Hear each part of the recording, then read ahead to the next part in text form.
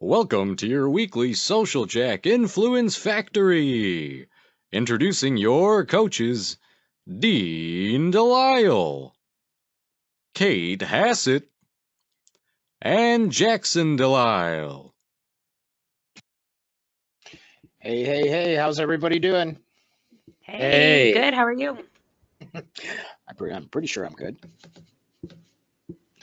So welcome everybody to another episode of the Influence Factory. Hey, Kate, how you doing? Hey, good. My computer was still in Tuesday. That's all. I know. It's crazy stuff. All right. Well, just want to welcome everybody to today's program. This is another episode of the Influence Factory. So, Episode number 40. 40, the big four. Oh, Wait, hold on. No. This one's 39. Next one's 40. Okay, yeah. So Wow. It's that Jackson's new math. in It's next that new week. math. I'm in yesterday. yeah. I'm a forward thinker. So Making forward progress there, buddy. All right, cool. So Kate, with people that do want to join us on the interwebs on social media, where's the best place to check it out? Yeah, so we'll be live tweeting this whole program. Shout out to Nia in the office doing that. Follow us at Get Social Jack. Also, we're on Facebook, Snapchat, Instagram, LinkedIn at Social Jack. So make sure you hit us up wherever you are. We're there. So if you know, if you ever see me doing this, whoever's on the other end cannot absolutely understand a single thing I'm sending. So I do not type that fast. also, for those of you who come and do our event on the 25th, make sure to, if you use Snapchat, make sure to use our Snapchat filter. So it'll be all along the block of for the Civic Opera House. So that's crazy. And we are completely sold out. So if you think you're registered and you haven't gotten a confirmation, you need to contact us immediately because we are pretty much oversold. So always a good thing to be oversold way in advance of a workshop. So we do want to appreciate everybody that's coming out to see us. And don't forget to fill out the waiting list. If it takes you, it should take you to a waiting list. Just fill that out and you guys will be on the waiting list. So super cool. So a hearty welcome from all of us here in Chicago. And just a friendly reminder to turn off some of the distractions that you have. Not necessarily turn off the cell phone, but maybe flip it over unless we reference it. And the idea here is that we want you to walk away. You know, our mission and vision for you is to walk away and really be able to increase your influence one step at a time. And in this show, we always introduce news and lessons, and everybody's on a different part about this journey. So we really want to make sure that you have takeaways that you can implement immediately. We have a phenomenal guest today, one of the top storytellers on LinkedIn. It's a special treat that when we bring him on, you'll be able to ask questions directly, and it's just going to be super cool. So we want to make sure you take advantage of this. So please take notes and keep rocking and rolling with us here. Now, remember, we are on technology and technology can fail. So when that happens, we always ask that you click on computer audio if the Wi-Fi's go in and out. Is that pretty good, Kate? That was my imitation of. So you just click on phone call, a number pops up with access code. Also remember, you can engage with us, and when you engage with us, you win, whether it's on social media or in the chat. So one of the things is we talked about, I think, Halloween costumes last week. So this week, it's like when you remember trick-or-treating or you go somewhere and people have the candy sitting out, what is your absolute favorite Halloween candy? So that's this week's question. Type that into the questions area. And remember, the more you engage with us, the more you win. So Kate, what's that absolute must? Because I think I know, but I'm going to let you go. Oh, it's just so funny. Like, if you know me, well, you guys know me, but for those listening, I am a candy fiend. I always have candy on my desk, like this thing of Starburst right here.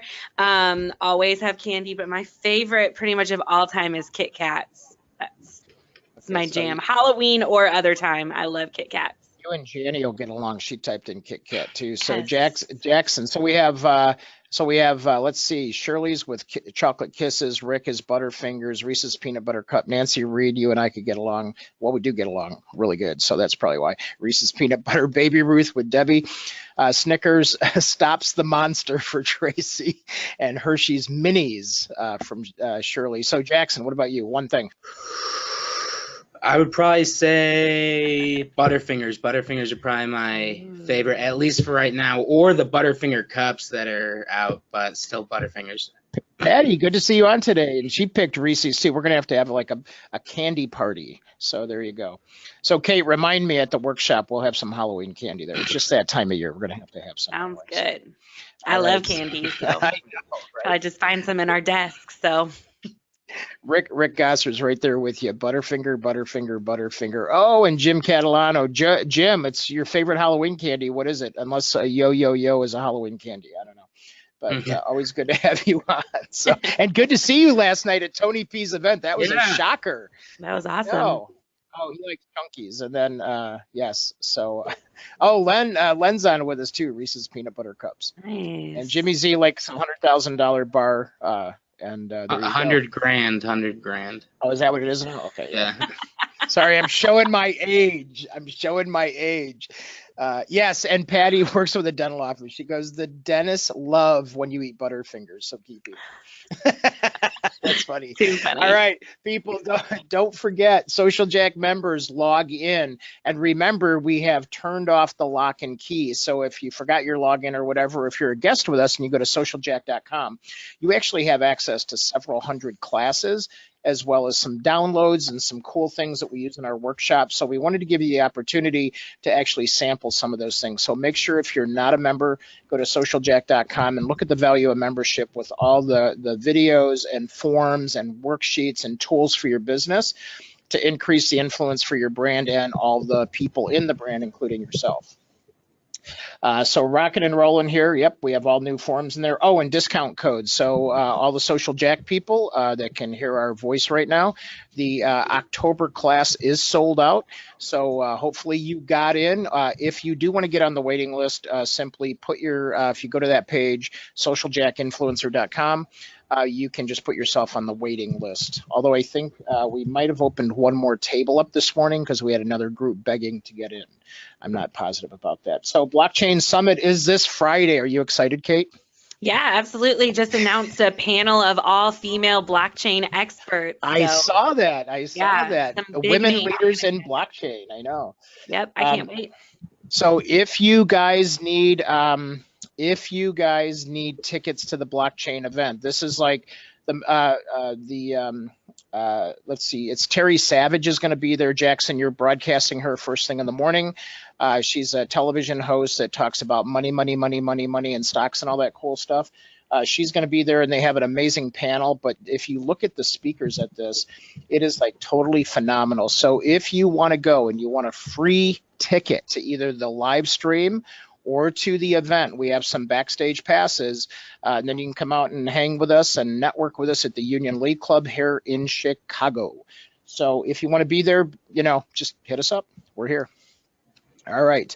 And then super cool, how to be a LinkedIn business influencer. We are so excited and so blessed that we're sold out. And Rick mentioned an interesting thing here that we need a bigger room, but however, we like to control the size of the class because we want everybody to leave there with connections and referrals and really have an opportunity to meet and go deeper with those folks. Rick, the Terry Savage event, the blockchain event is this Friday, all day at the Union League Club here in Chicago. Okay, so we have some news, Jackson, huh? This is some news on the, let's get to our news. I'm going to bring up 7 tips for going live on Facebook, Instagram, or Twitter. And this is pretty near and dear to your heart because this is what you do all day.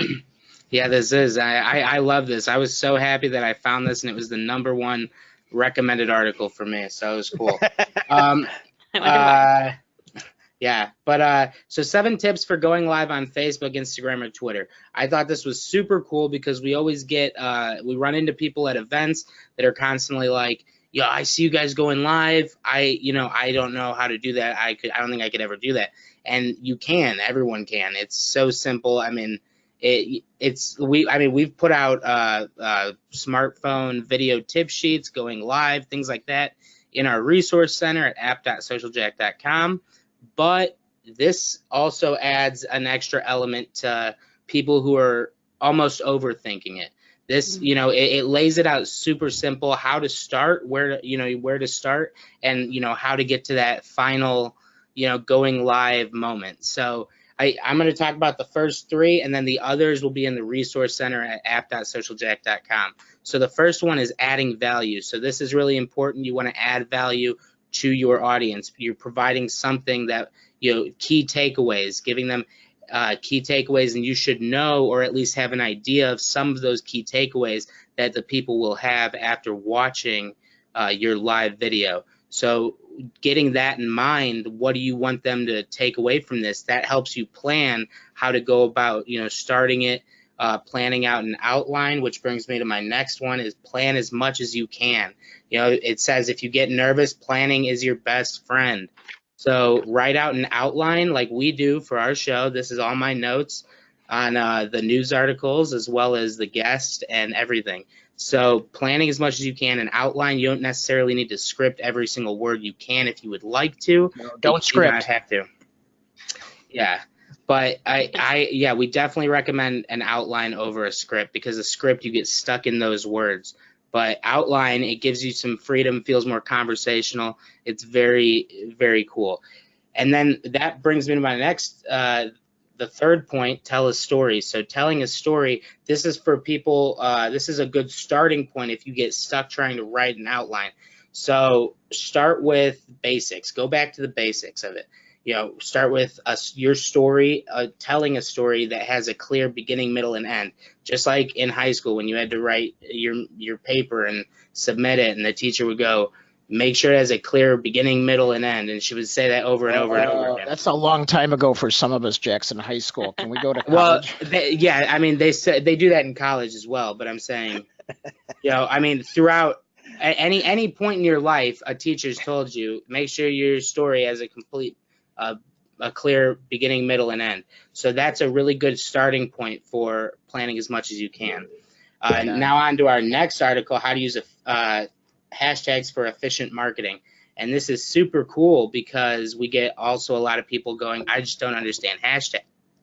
So this is such a cool thing, considering that hashtags are becoming more and more widely used, and it's, I think, ideal for people to understand how to use those. So basically the top three types of hashtags that you can have are common hashtags, ones that are widely used, trending on Twitter, and you want to jump in on the conversation. That is the ideal time to use a common hashtag.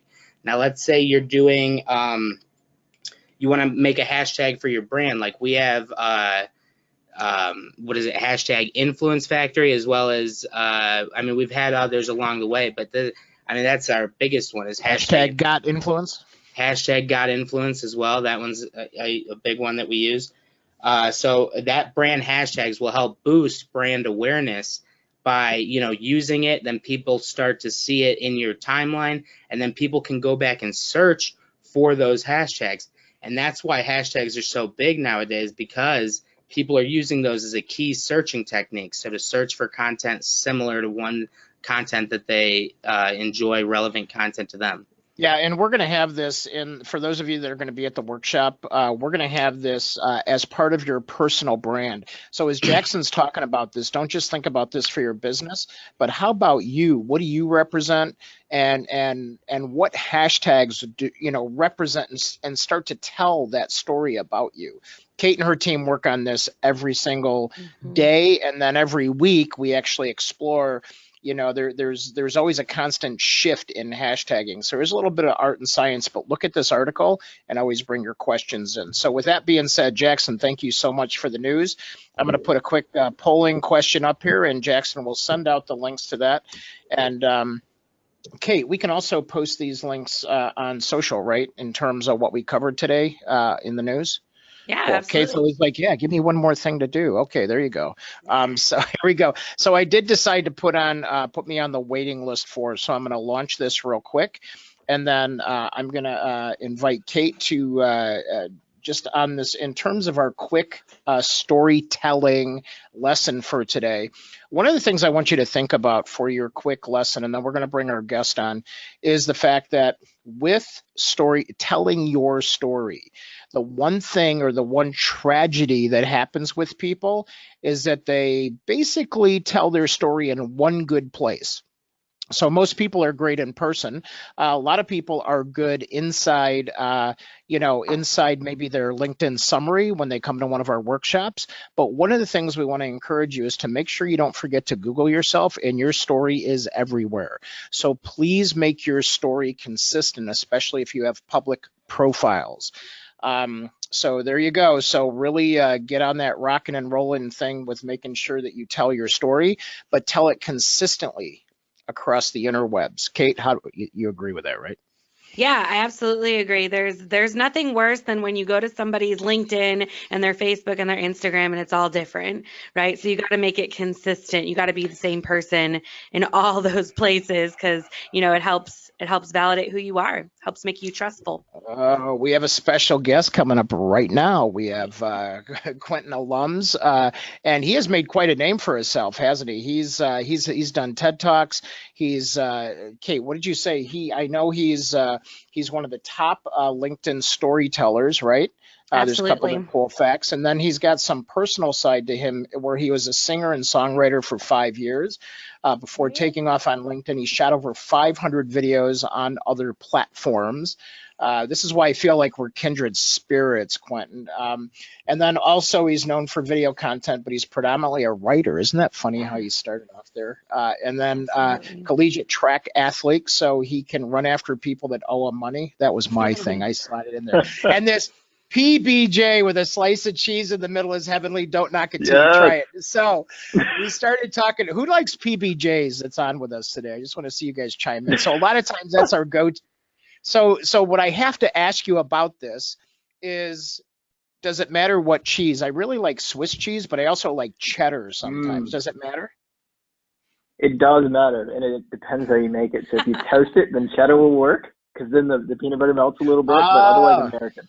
I don't know why, but American PB and J. Yeah. Cheese. Yeah. See, our PBJ lovers are chiming in. They're saying they're going to try it. So everybody, so because of you, the stock of PBJs.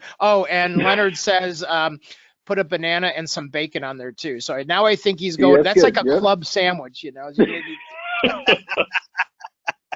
It's awesome. This will be the interview where you talk more about PBJs than anything else. I'm totally fine with that now. Oh, no. Jim put in here PBJ with bologna. Everybody's secret recipes are coming out now. Kate. He didn't say liverwurst. He said I just want to verify, though. This is a cold sandwich. This is a cold PBJ with cheese. So it depends. Okay, typically, yes. But if you can toast it, and then it'll be good. But cold is best. Okay, I'm thinking have you ever had like a burger? Yeah, with peanut butter. With like peanut butter on it? Yeah, like essentially the same thing. It's just but that's like better. Burger, and this is doing like lunch and learn. We're doing lunch and learn right now for most people in the U.S. So it's funny that everybody's now going to run out and do a PBJ of some sorts right after the program, or maybe they're doing it right now. Good. Too funny. And then not talking about PBJ with cheese, but another thing Quentin is known for, which one of the things that drew me to him as we talk about personal branding with our clients is this big black hat. And I was so happy that you wore it because that's kind of become what you're known for on LinkedIn and with your Just Q LinkedIn series. So I'm interested to know just out of the bat, where did the hat come from and how did that kind of become your thing? Yeah, so I studied sociology in school, so just people and how they interacted with one another in different groups. So I've always been obsessed with like that psychology and how people view me, how people view other people. I've just always been really, really weird and really quirky. I used to play video games and like I'd always wear like a hat like this and like a cape or something like that. So I've always just been that weird guy. This brand anchor did not come in until like maybe maybe February of this year. So I haven't been wearing it all that long. But I tested different brand anchors along with that. So I used to like mention Batman all the time. I have the Vulcan salute that I'm known for, the black heart. I always wear black. The black hat was just something that was like, okay, I'm a misfit. I brand myself as a misfit. How can I tell that to people without actually telling that to people? So I was already standing out on LinkedIn like a sore thumb. But the hat, now I stand out on LinkedIn. This is a hat you had already in your closet, or you went and bought it? No. So I was like struggling tremendously. Literally when I jumped on LinkedIn, that's when I took off and my business started taking off. This was one of the first purchases that I made that was really just investing in myself. It was like $50, but like it's meaningful for me. And not a lot of people know that actually, but one of the first purchases. There you go. Cool stuff. Yeah, that's interesting. And so you, I was fascinated because I think I have over 1,000 videos. I'm slightly older than you though, but I have a lot of videos. But what was interesting is how you mentioned 500 videos on other platforms, because I think as we were all discovering video and the internet and where to put them and how they used and whether it was tied to SEO or our brand, you know, it was one of those things where we were working hard to determine where do we put them. So where did you start putting videos? Yeah, so I initially started I was a musician so I started on YouTube, took a long time off, and then I restarted on YouTube, and I just started talking about my life and what I was going through and what it was like building my first company, and then later my second company. Then I moved to Instagram, then I moved to Snapchat. I moved to a platform called Ask Whale, which probably you've never heard of, but essentially it was a Q&A platform that gave you access to the top influencers. And I kind of took off there, but then the app died. Right. So back to square one, and then I moved back to Instagram, Facebook, and then finally, like LinkedIn came out with the video feature, and I'm like, okay, this makes sense. I can do this. There's all this activity going on. People are telling their stories, and then they released video, and I knew that I could do it best, and I wanted to do it best, so I jumped on LinkedIn, but I started on YouTube. Yeah, no MySpace, huh? No. I had one. MySpace ever did videos.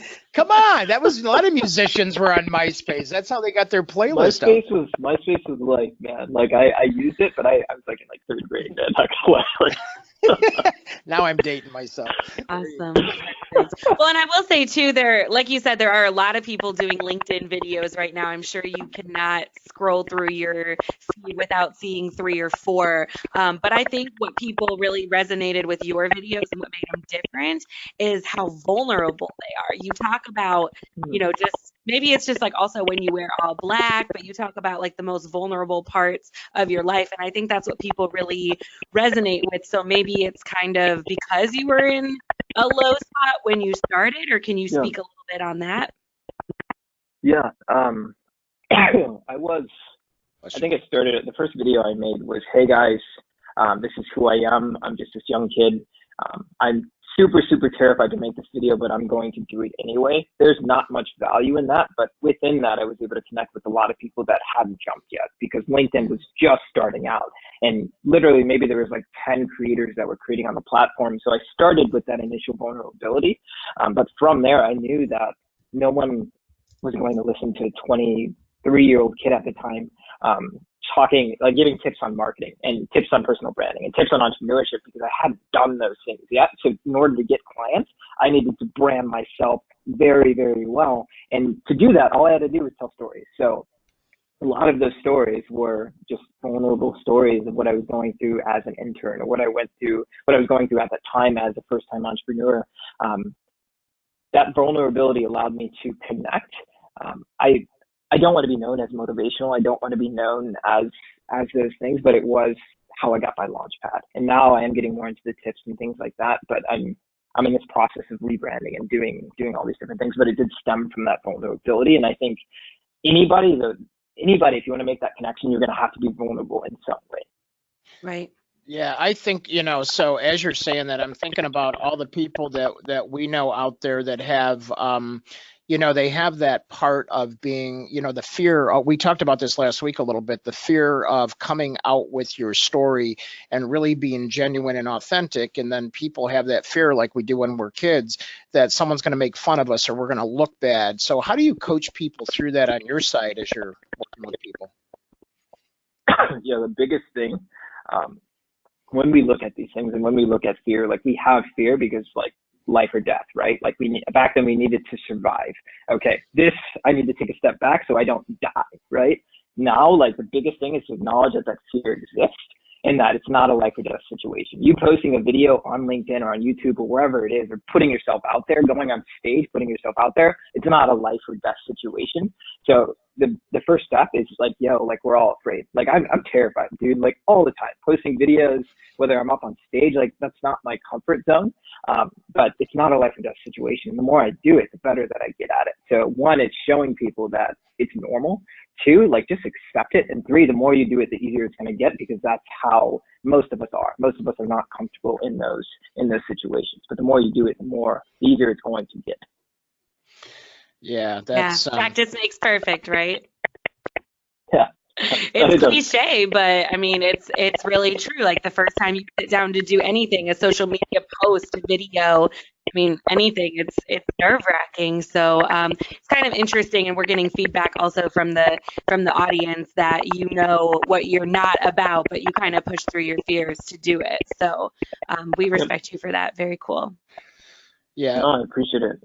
So obviously, to get here, and we're getting a little bit of feedback on the sound a little bit, so I'm not sure if that's coming from. Maybe my AirPods are dying. I can take them.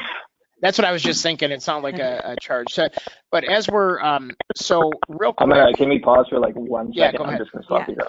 So Kate, I was always thinking, like in our class when we talk about storytelling and things like that that sound went away. Is that it's interesting how people just are they just don't know what the best pieces are about themselves. So a lot of times when we're working with people, we're like, have that conversation out with people, and when people have a reaction to go, wow, that's cool, I never knew that about you, then you have things to bite into. So Quentin, I'm sure you hear about that all the time. It's almost like I do that social read, and you don't have to like test it on social media. You could just test it with a friend or somebody that is going to be honest with you too. Mm-hmm. Yeah, no, absolutely. That's a beautiful thing about creating content, because you do get that feedback. You are helping people, of course, but you get that feedback. Hey, you say a lot. Let's fix that. Or hey, I really, really love that part of your story. That helped me get through this period of my life as an entrepreneur, and you get that feedback. Did you ask me a specific question? I was flipping. So No, I was just laughing when you just said that, because there was for a while everybody was saying right a lot. Do you remember that? It was like everybody's going right, yeah, and so I didn't even realize I picked up on the thing where all of a sudden I like caught that cold, the right cold, and I'm and some guy goes, can you stop saying the word right? Like right in one of my webcasts, and I'm like, I didn't even know I was. So it's funny, like, but I appreciate that. It's like, okay, right? So I didn't want to but I'm like, so I think I got rid of it. I don't know. Maybe Kate, you could tell me. Absolutely. Yeah, you still do it. Putting yourself out there, you hear back, you hear the feedback. So yeah. Now you're not, this isn't all, glory days, as you and I were talking about earlier. A lot of times we have to fail before we can succeed, and we've all heard that 1,000 times. So tell us a little bit about how you punched through, or what happened in the beginning that really said, man, this, it just, maybe had a few failures along the way. Can you share some things that you learned from in that? Yeah.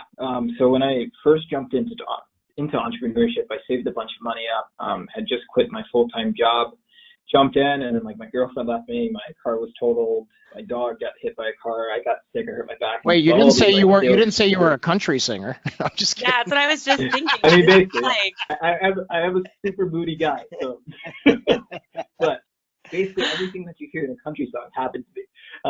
But ran out of like all funds, and like my life just went to crap. in terms of like getting through that and some of the things that I did learn though, like my team fell apart multiple times, and I learned what kind of leader I was and what I was really good at and what I shouldn't be doing. I was coding and I was building and trying to do all these different things. That is not my skill set. I'm really good at bringing people together, and I'm really good at pulling those strengths out, and I'm really good at communicating, and that's what I need to be doing. And I need to build a team around me that can execute on those things and that can help build the business and get us to our goals. That's something that I learned in that. Another thing is that I'm a good storyteller, and I am able to connect to people, and I didn't really realize that because I've always been that quiet person. But through that failure, I was talking about my story, and I was seeing, okay, I helped all these different people, and ultimately me doing that, I didn't know it was going to help me at the time, but me telling my story for those 500, 600 days, that perfectly set me up for what I'm doing now. And now people fly me out all over the world to speak, fly me out all over the world to consult, to work with people. And if I did not do that, that wouldn't have happened. And literally throughout those 500 days, I was just talking about how bad my life sucked and what I was going to do to make it better. That's it. And I had no idea it was going to get better, but it did. Yeah, well, it did. And obviously now you're one of LinkedIn's top storytellers, huge following. I see people come out of the woodworks to comment on your stuff. I mean, it's just become such a community on your LinkedIn, people engaging, people, resonating with your story and sharing their own. And you actually had the opportunity to serve on the first ever LinkedIn panel at VidCon, the big video conference this past year, which I think is amazing. We're a company that deals so highly with LinkedIn, and it's been the video has just been a huge movement on there, and this was like a really big deal. Would you like to tell us a little about this? Yeah, so VidCon was huge. There's a lot of amazing influencers there. Like Casey Neistat spoke there. I'm not sure if Peter McKinnon was there, but a lot of amazing people just all over. Nobody about LinkedIn. Like I would talk to these guys and they're like, hi, why are you on LinkedIn? Why are you creating content on LinkedIn?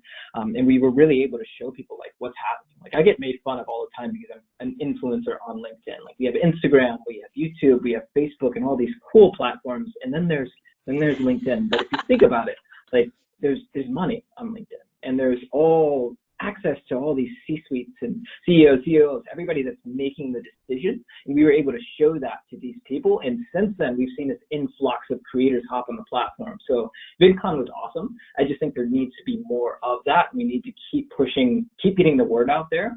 But LinkedIn creators need to be proud of the fact that they are creating content on LinkedIn. But VidCon was the first step for that. That's interesting. So like you heard us talk about our influencer development workshop we're having next week. So we have, and we'll get a wide range of folks. We have a lot of business, B2B business folks in our audience, but we actually have people coming in from LA. There's an actor coming in from like All My Children, which is a soap, on TV, and some other entertainer people. And like to your point, they have 100,000 people on their Instagram because of their personality or being an actor or whatever, or an actress. But when it comes to business, it's almost like they don't know what to do. They don't know how to make that jump. So do you have any words of advice or anything out there for like when people have this thing going on over here about who they are and it's time to make that transition or shift? Because you pretty much had a couple of big transitions in your life. So, you have a few words of wisdom on that shift or? Yeah, the biggest mistake I see, whether it's like in the creative space or business space, is that people like lock themselves into one thing. So at myself, right, I was a musician, and then I was a college athlete, and then I was a marketer, and then I was an entrepreneur in the tech space, and then I was an entrepreneur in the personal branding space, and now I have my own company in this different space. That's a lot of transition, and a lot of people lock themselves into one. I'm a musician. They build the personal brand around that versus building their personal brand around their story. The thing that went well with me is that I've always told my story within those transitions, but there's this overarching narrative. So for that, I would say focus on telling your story, being open, being vulnerable, and build an actual community. So we have a Facebook community. It's called House of Misfits, and it's just a bunch of weird, quirky, awesome entrepreneurs and creatives and people that we communicate with on a regular basis. And we drive traffic through that community. But again, I told my story and I haven't locked myself into one thing. And then I have that physical community that will always back me because they believe in that that story that I'm telling. They don't believe in the Yeah. business. They love my business, but Right. it's because of my story. So don't lock yourself into that one thing. And again, like a big mistake that I see in terms of just like influencers that have this big community, that have this big following, they don't ask for things. Like that's so sad to me. Like you don't need 100,000 followers to get anything. You don't need 100,000 followers on Instagram to monetize Instagram. You just need like 1,000. Like seriously, you just need like 1,000, but you need to ask. Like my business partner, who probably you heard screaming because he probably just closed a deal or something like that. He has 1,500, I think, followers on Instagram. He's got a foodie account. He's already monetized it because he asked, because he's business first. Hey, this is what I got. Here's a value that I can bring you. Let's partner. Let's do this. And more often than not, people want that, and people are going to be okay. But you're never going to know if you don't ask. And that's just a huge like issue that I see in the creative space. One, because we're creators. We're afraid to ask. But making money is good because you can do the things that you're wanting to do. Yeah, cool stuff. Yeah, we have a process, or one of the techniques, or we call them power moves, that we teach in social is called scagging. And it's about, scanning for those optimal people in your network and then connecting. But the A is for asking, and the G is for getting. So the challenge I always see, or we see with folks that come through our workshops, is we get them to the ask, but they don't expect the get. So it's like not only just ask people, and that drives me crazy. It's like we tell people in their profile, their LinkedIn profile, tell people what you want. Tell them what you're looking for. Ask right in your LinkedIn profile. Just ask right in your summary. When people are reading your story, it's like, oh, and I want this. And be greedy and hungry for yourself. You deserve it. Be intentional. Yes. Yeah. Agreed. Yeah, and that's what LinkedIn's supposed to be used for. It's a different kind of social network. It's not, I love how you said that people were making fun of you, but it's not Twitter. It's not Instagram. It's not Twitter where you leave them with a thought or ask them a question and walk away. We can have these long conversations. We can share our thoughts and our dreams, and as it's intertwined with our careers, and we can build communities, which is something that you've actually also done. I like how Misfits has kind of formed its own employee advocacy thing. Yeah. So you kind of came up, and then you have a team underneath you. One of the ones I follow that I see a lot of content from is Israel. And so, did I say that right? Israel. And so he That's the guy that was video. just here. Yes. Oh, awesome. So he posts content with you, and he's really also kind of encompassed this Misfit brand, but then he has his own story to tell. So is this something that, did they join the movement and say, I want to do what you're doing, or did you bring them up and kind of see the need to make them advocates for your brand? How did that conversation start? No, that's an awesome question. So what I did before my company now is I was essentially going into other companies and teaching them that their employees are their greatest asset. So how can we use our employee story to drive traffic, to drive business for our company?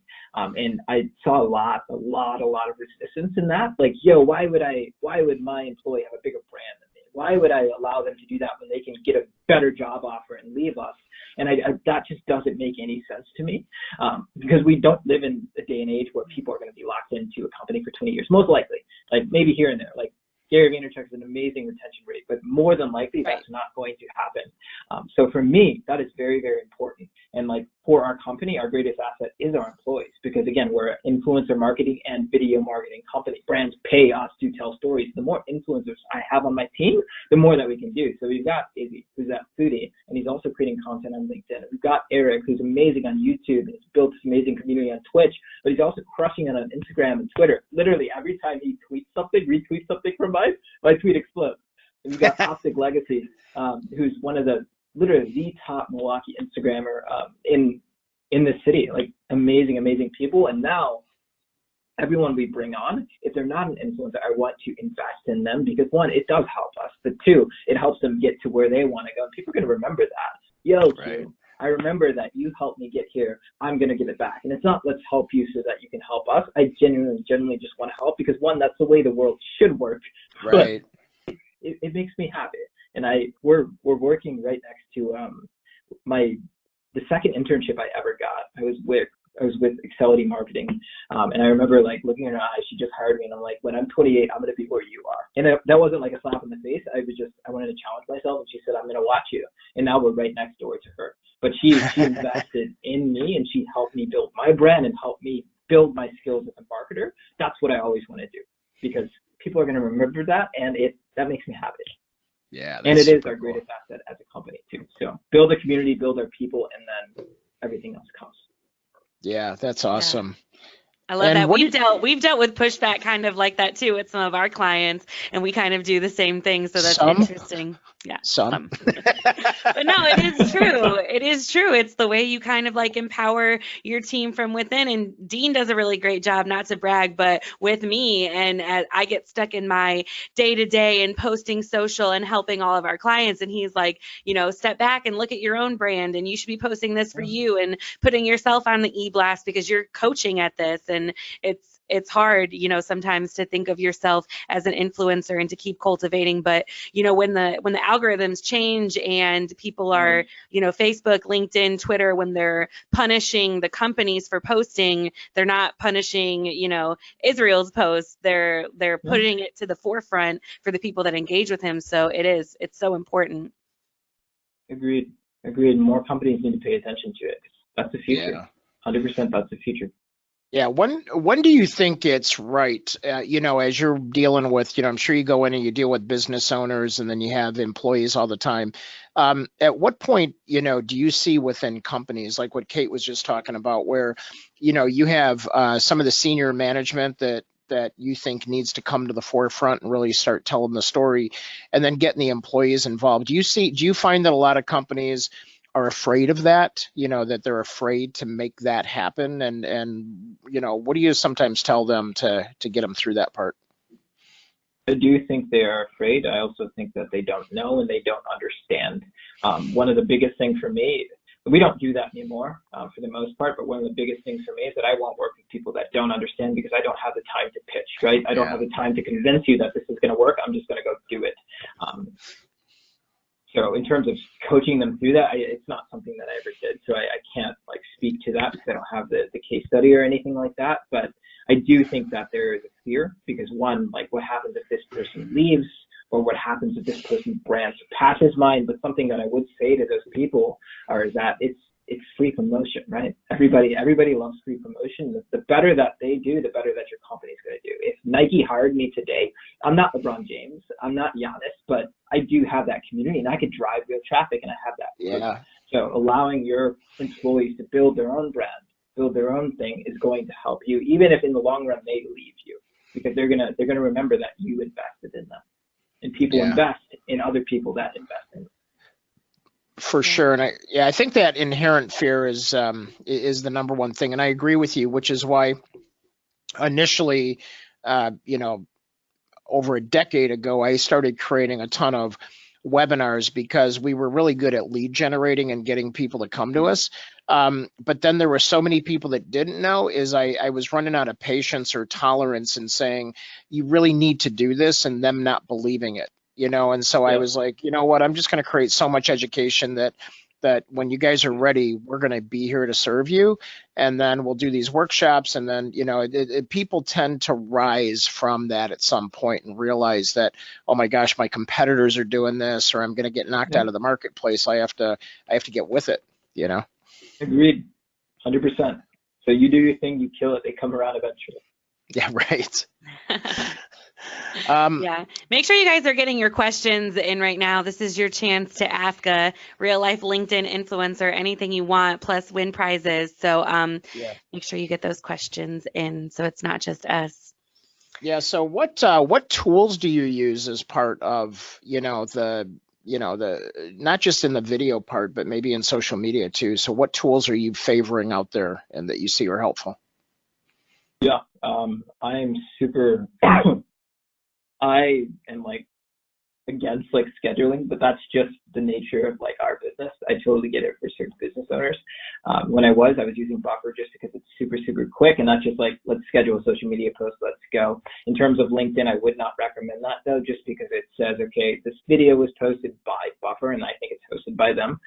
But in terms of other platforms, Buffer was the one that I used. I'm using Adobe Premiere to edit. YouTube, that's how I get my subtitles. So essentially I'll take my video, I'll upload it there, and then it auto generates that SRT, and then you can just download it and then re-upload it to LinkedIn. And I think Facebook does the same thing. There's not a lot of tools that I use now just because I do have a team. So my team does everything for me, but Adobe Premiere is what I use for videos, YouTube is what I use for subtitles, and then Buffer is what I was using for scheduling. I like Slack in terms of communication just because we do travel a lot. That's what my team is using. I tried out Trello. I tried out Discord. There's a lot that we've tried out, but essentially we've only been like a company for 5 months. So there's a lot of experimenting, but there's also a lot of growth. And we're about to double in size, and we're set to triple in size by the beginning of 2019. So a lot of growth, just things that I'm trying to figure out now. But I don't use a lot of tools. I just have a really good team. Yeah. Google Calendar. I know you post all of your stuff for the most part organically, you said. Do you have any kind of goals on how often you post videos, or do you just kind of do them ad hoc, or is there any plan behind that? So initially there was no plan. I just like, let's go. After that, I'm like, okay, I want to be there as much as possible. Let's post every single day.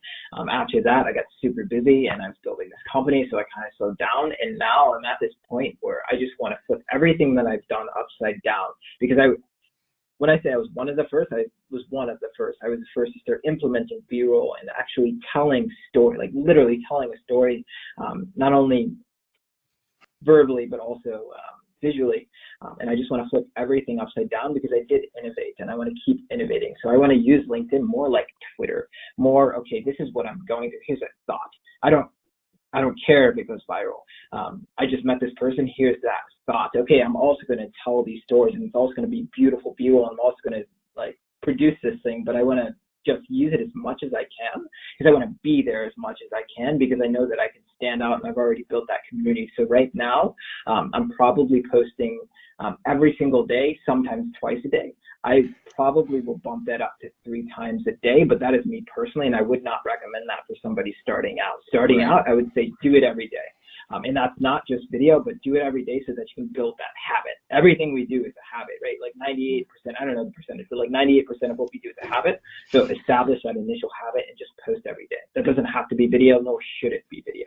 I generate the most leads from articles, which is the feature that's least focused on out of everybody else. But the most leads that I generate is from articles. Yeah, that's interesting. Perfect. We have some questions coming in. Shirley wants to know, I think we can maybe all guess, but what is your favorite social media platform? It's actually not LinkedIn. What? It actually is not. I'm grateful for LinkedIn. I love it. It has a lot of work to do, and it has to embrace the creators on the platform before it becomes my favorite. My favorite is actually Pinterest. That's awesome. It's just so easy to pull out inspiration, so easy to say, this is what I want to do. And if I ever need to do research on anyone and they have a Pinterest, I know everything about that person right away. It's a super underutilized platform, but I can also drive traffic. I'm not using it in the way that I want to yet, but hey, I just wrote this LinkedIn article. Traffic. It's so easy as long as you do it right. Outside of that, probably Instagram, just because I like the younger demographic and I'm reaching a lot of the older and I want to help kids. So Instagram, Pinterest, nice. And then LinkedIn maybe third, and then YouTube right under that. But Pinterest. Interesting. What about Misfits? Len wants to know, what size company do you work with? Like who's Misfits demo or niche? Like who do you work with the best? So my company is Urban Misfit Ventures.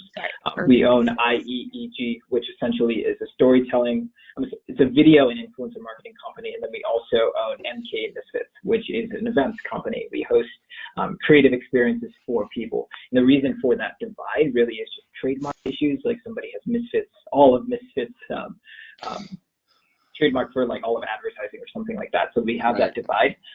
In terms of specific niche, we actually don't have one, but our goal is, okay, let's create content, whatever we want to create, however we want to create it, but let's help the companies reach our community. So anybody that has that wants to reach our demographic. So typically it's millennials, but wants to reach our community, and that's it. And it's super broad, but I don't want to niche down just because of the growth that we've had. And I know that we can help people so long as they want to reach our community. So there isn't necessarily a specific niche or specific target or specific demo, because we work with people all over the world and companies all over the world at different sizes and different industries. But those two sides of our businesses do work in tandem. So let's say we hook up with a professional sports team, and we're doing all their content, and then we're promoting them through our brands. We'll also bring our our Misfits community to games, and we'll host events, and we'll host Instagram meetups, so they get that extra content. So they work in tandem, but there's no specific niche. Perfect. That's really cool. I like that a lot. I like how you've kind of separated, because we do a lot of those things too, but you've kind of actually separated it out into 3 different brands. So that's really interesting. Yeah. And then,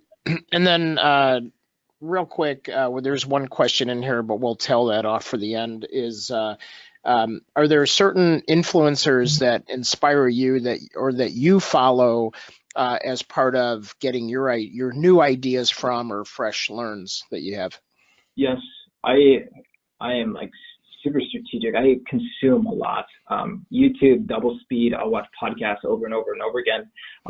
In terms of specific people, one of my biggest influences is Jason Silva. If you know him, he's a futurist. Sure. Yeah, like could rant about anything. Like he's absolutely amazing, and the way that he connects his thoughts is just so incredible to me. And that's someone that not necessarily emulated, but somebody that I take huge inspiration from, because he's able to explain these complex ideas like singularity and like virtual reality, like the Internet of Things, and take them and explain them to like a 5-year-old, like to a 5-year-old, but also Right. beautifully and poetically. So that's one of my biggest influences in terms of influencers. And then I read a lot, and I like to take things that don't necessarily apply to my industry and apply them.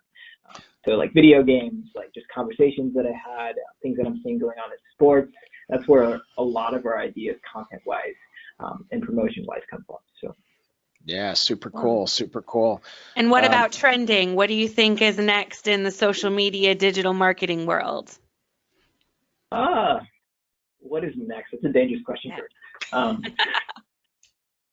One, I hope to see more people, more companies embrace the idea of employee advocacy, embrace that. In terms of social media, I don't know. That's a dangerous question without me going on a rant. I know.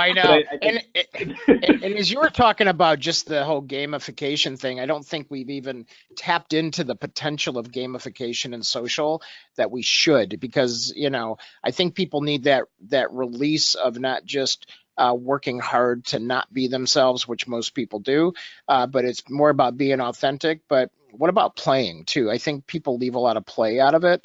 And when they do it, it's the wrong type of play. So I think there's something coming next that's going to help us down that path.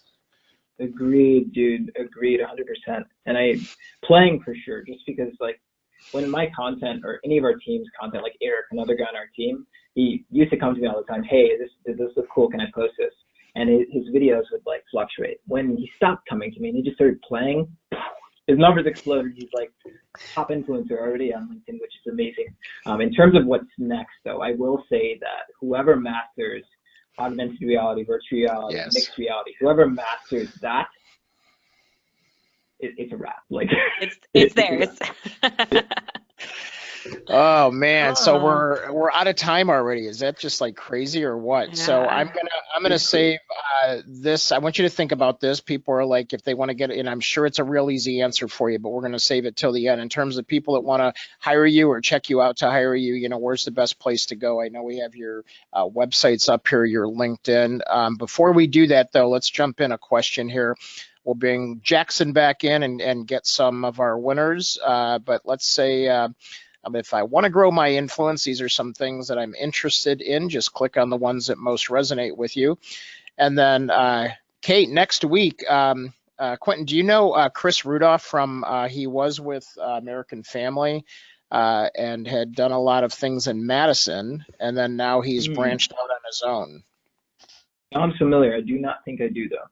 Yeah, I'm okay, familiar and with that. so he's going to be on with us next week. So, Kate, that's funny. We talked about having him last year, and he's finally on with us, huh? That's cool. Yeah, he made a huge career change this year and kind of went out and started doing some stuff on his own. So that's really exciting. And I think he's going to update us on all the changes and all the things he's doing in social media. Keynote speaker, super nice guy, family man. We always connect with him at SMSS, and we can't wait to have him on. Yeah, for sure.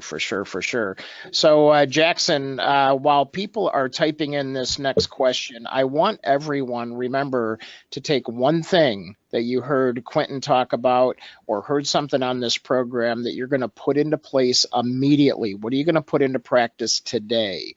So please start typing that in now. And then, Jackson, do we have a couple of winners today for Starbucks gift cards?